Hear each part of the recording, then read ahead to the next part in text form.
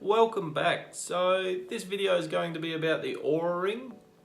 Now I've been using the Oura ring since Christmas to track sleep and recovery, and although there's many data points that the Oura ring tracks, I'm just going to focus on the 5 key components that I've found to be most beneficial in tracking sleep and recovery.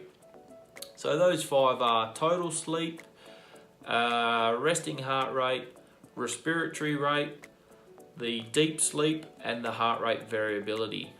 Now, just by being aware of how much sleep you're getting by using a sleep tracking device, it helps you put a focus on getting more sleep if you need to. So as you can see here, over the last 4-month period, I've consistently increased my total sleep. And all these things are symbiotic, and I really think that just by increasing your total sleep, you'll potentially improve all the other markers and your recovery at the same time. So in saying that, we've got the resting heart rate and the respiratory rate. Now these two kind of go together. So resting heart rate, you can see my 4-month trend, I haven't been able to lower that, but that's something that I'm working on. And my respiratory rate, I have been able to lower that. So as far as my training goes, my training's been very consistent, nothing's changed, so it's not like I've gotten fitter, it's just that I've manipulated things to improve my respiratory rate and resting heart rate soon. So the biggest key contributor I've found to these is meal timing. So if I have a large meal late at night, typically my resting heart rate is higher, my respiratory rate is higher. So what I try and do when I can is I have my last meal 4 to 6 hours prior to sleep. If I have that last meal then, I optimize my resting heart rate and respiratory rate. So then we've got deep sleep. Now deep sleep's one I haven't really been able to manipulate too much. Just looking at the 4-month trend there, you can see the first month I did improve it, but after that it's kind of fluctuated up and down. So I think deep sleep, from what I've seen with myself, if I have a very active day and a very busy day and a heavy training load, then I'll get more deep sleep that night. But I think it could be one of these ones as well that just by improving your total sleep time, your deep sleep will probably improve too.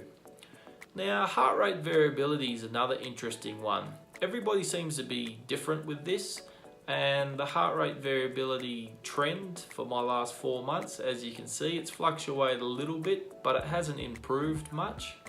However, as far as my physical performance goes, my physical performance has improved and my other biomarkers have improved. So although my heart rate variability seems to be quite stagnant, it's one that I don't give too much weight to, because if I'm improving my performance, if I feel awesome and I'm improving other things, then that heart rate variability isn't an issue. The one big contributor to heart rate variability though is alcohol. I do have a few drinks every now and then, and I've found that the next day my heart rate variability is typically very low after having some alcohol. So that's one thing I have found.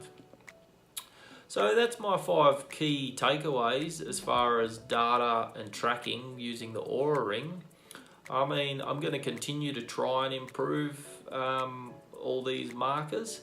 And in May, it should be, as far as my work and life schedule go, things should be about as consistent as they can be. So what my records indicate during May will probably be fairly close to the baseline that I would expect moving forward. But I mean, hopefully if you're tracking your sleep and recovery, this has been beneficial. I mean, there's so many different markers that can be tracked and measured, and there's so many different things that can be manipulated. So this is just what I've found works for me. And like I say, you have to try it out for yourself, and hopefully if you found something that's made a huge impact to your sleep and recovery, I'll be more than interested to hear about it. So that's it for this video, guys. Thanks for watching, and I'll see you on the next video.